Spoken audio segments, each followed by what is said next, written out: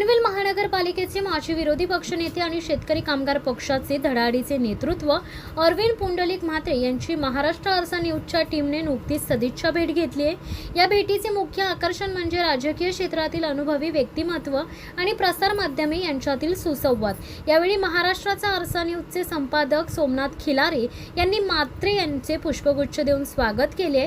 या प्रसंगी संपादकांचे सहकारी सोमनाथ महावीर कांबळे, भालचंद्र यल्लप्पा कुराडे, रवी उत्तम खिलारे आणि नवाब भाई यांची प्रमुख उपस्थिती होती। या भेटी दरम्यान केवळ औपचारिक चर्चाच झाली नाहीये, तर पनवेलमधील विविध नागरी समस्या, शेतकऱ्यांचे प्रश्न आणि शहराच्या आगामी विकासात्मक वाटचालीवर सविस्तर चर्चा करण्यात आली।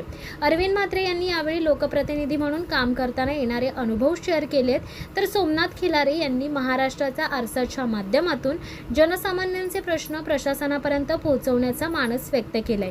अत्यंत खेळीमेळीच्या वातावरणात ही भेट पार पडली असून पनवेलच्या राजकीय वर्तुळात या भेटीची चर्चा चांगलीच रंगली आहे। महाराष्ट्र आरसा न्यूजसाठी संपादक सोमनाथ खिलारे यांचा रिपोर्ट।